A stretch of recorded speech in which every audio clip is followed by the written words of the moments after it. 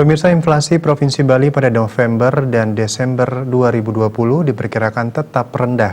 Bank Sentral juga memperkirakan inflasi Bali tahun 2020 berada di bawah target. Sementara itu Bali mengalami deflasi selama 4 bulan berturut-turut sejak Juli hingga Oktober lalu. Inilah yang menjadi satu alasan inflasi di Bali diprediksi tetap rendah pada sisa 2 bulan terakhir tahun ini.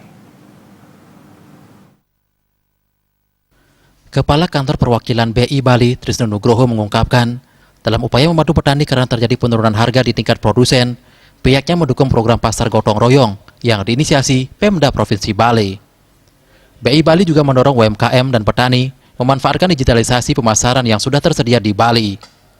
Dengan adanya deflasi selama 4 bulan terakhir, jika dihitung selama 10 bulan terakhir, Bali mengalami deflasi sebanyak 6 kali. Pada Oktober 2020, Bali mengalami deflasi sebesar 0,24% MTM. Hal ini berdasarkan pencatatan BPS, di mana terjadi penurunan harga di 2 kota, yaitu Denpasar dan Singaraja. Secara tahunan inflasi Bali tercatat sebesar 0,62% year on year, jauh lebih rendah dibandingkan dengan inflasi nasional sebesar 1,44% year on year. Pada periode ini, penurunan harga paling signifikan tercatat pada kelompok barang inflasi inti dan kelompok barang yang diatur pemerintah. Sementara itu, kelompok barang bergejolak mengalami kenaikan harga. Penurunan tekanan inflasi ini terjadi terutama pada canang sari, emas perhiasan, dan spra.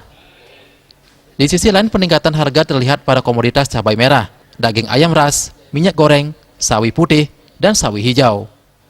Peningkatan harga cabai merah disebabkan tidak optimalnya panen di penghujung 2020.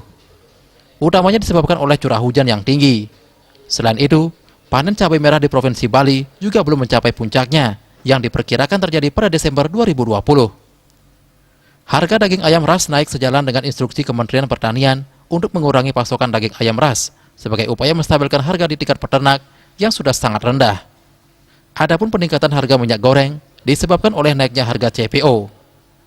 Suwardike Bisnis Bali melaporkan.